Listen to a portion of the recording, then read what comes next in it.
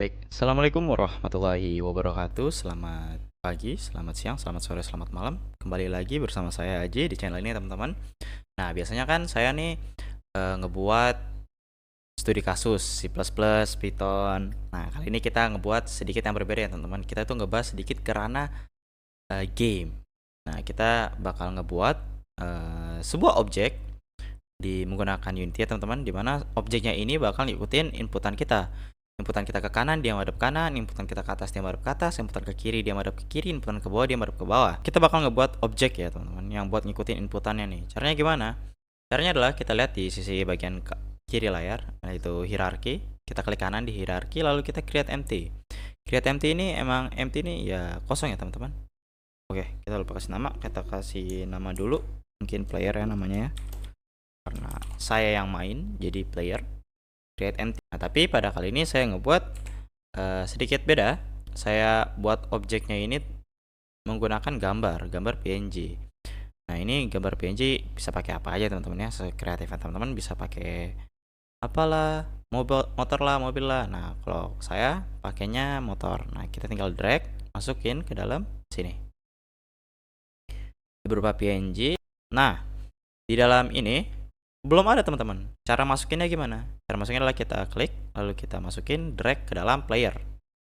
Nah, jadi di dalam player ada sebuah objek itu dengan nama motor berupa gambar ya teman-teman. Nah, mungkin gambar segini aja.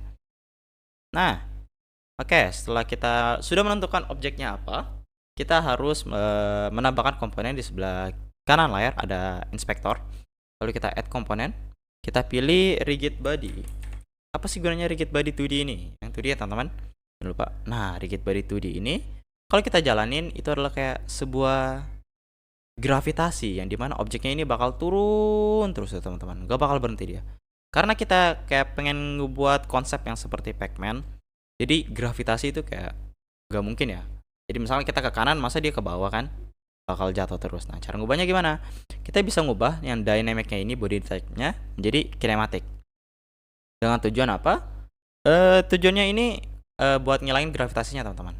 Nah, kalau kita play, nah objeknya itu cara gerakinnya gimana? Nah, untuk menggerakkan objek ini sesuai inputan kita ada paket manager yang harus kita install.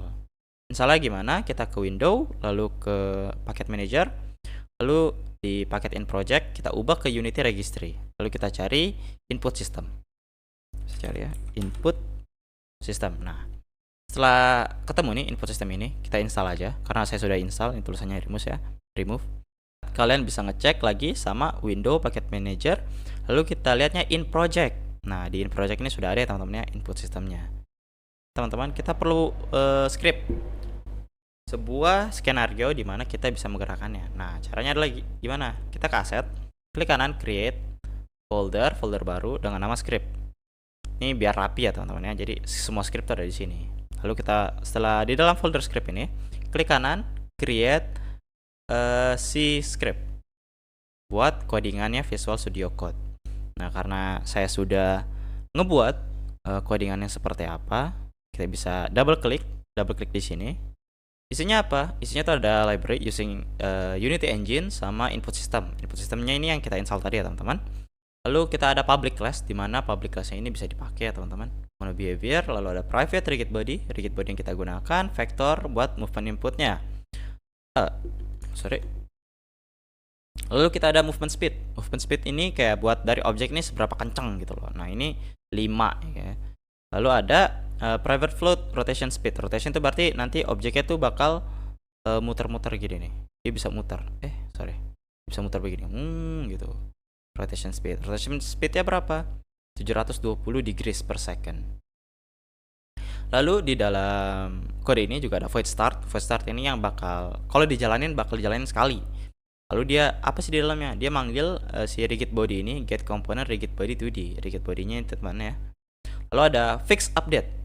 Dia void update yang bakal dijalanin terus ya. Selama gamenya berjalan dia bakal update terus. Lalu kita manggil tadi ya si rigid body ini. Velocity sama dengan movement speed dikali movement input dikali movement speed. Lalu panggil fungsi rotate in direction of input ada fungsi rotate in direction of input. Ini fungsi buat rotationnya itu ya teman-teman. Nah, isinya siapa sih di dalam void rotate ini? Nah, ini ada pengecekan. Movementnya ini ada apa enggak? If movement input bukan sama dengan 0, maka dijalankan ini. Jadi kalau nggak ada inputan apa-apa, objek itu bakal diem teman-teman. Lalu di dalamnya adalah float target angle, lalu ada math atan, movement input y,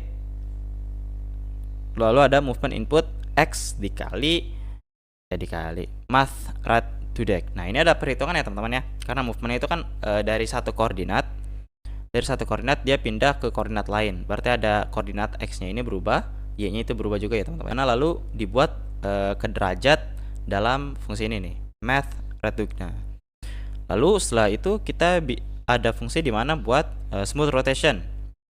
Smooth rotation itu berarti ketika objeknya ini berputar itu kelihatannya tuh smooth, nggak patah-patah. Lalu di dalamnya ada float angle, ini math buat torus angle ya teman-teman. Lalu ada rigid bodinya, ada target angle-nya, terus ada rotation speed dikali time fixed delta time. Lalu kita manggil rigid bodinya tadi, ini move rotationnya yang new angle. Lalu ada public void on move, ini buat inputan kita ya teman-teman. Nah, mungkin penjelasan kode segitu ya. Mari kita terapkan di kodenya, di Unity-nya. Cara masukinnya gimana? Ini kan kita inspektor ya. Kita klik player dulu, pertama-tama klik player, sep. Nah, oh ternyata yang di rigid bodinya itu salah masukin teman-teman. Rigid bodinya tuh ada di objeknya, harusnya ada di playernya. Habis itu kita masukinnya gimana? Kita seret aja teman-teman. Set, bam. Nah, langsung ada. Lalu kita cari lagi add component, player input, masukin, bam. Nah, player input ini buat yang tadi kita install ya teman-teman ya, yang package manager itu. Lalu kita create action. Lalu ini bakal dia otomatis bakal buka folder tempat kalian nyimpan tugasnya ini. Lalu kita buat folder baru aja biar rapi, input foldernya, karena ini sebuah inputan, kita namain folder input. Kita masukin, lalu di dalamnya ada input juga, nama file itu input. Kita simpan aja teman-teman. Nah, ini nih yang penting nih. Di dalam sini ini ada action maps, ada player sama UI, ini banyak ya teman-teman ya. Navigate, submit, cancel, point, click, segala macam. Lalu di player itu ada look, fire, dan move. Nah, karena kita pengen ngebuat si objeknya ini responsif sesuai inputan kita perlu ini movementnya. Nah, di dalam movementnya ini banyak, ada let's stick, gamepad, ada WASD, ada controller, ada joystick. Nah, yang kita perluin adalah WASD-nya ini teman, sama arrow-nya itu buat gerakin objeknya. Lalu pas kita jalanin, maka yang terjadi adalah nah, ini kita bisa gerakin pakai W. Ini saya gerakin pakai W ya teman-teman. Nah, ini dia ke depan, ini D. Nah, up. Nah, jadi dia nggak rata ya teman-teman ya. Kayak kalau dia ke kanan, kalau ke atas, kalau kanan, bawah. Yang jadi deh sebuah objek yang dimana dia ngikutin inputan dari usernya. Ini dia muter-muter nih. Mungkin begitu. Di kita tematik, lalu kita inputnya lalu ada scriptnya. Sorry. Nah, selesai deh. Mungkin begitu saja ya teman-teman, cara membuat objek yang ngikut responsif terhadap playernya. Sprite renderer, buat ngikut player ya. Jadi cukup mudah. Begitu saja, cukup simple. Mungkin begitu saja tutorialnya. Kurang lebihnya mohon maaf. Saya akan naik motor keluar screen. Bye bye.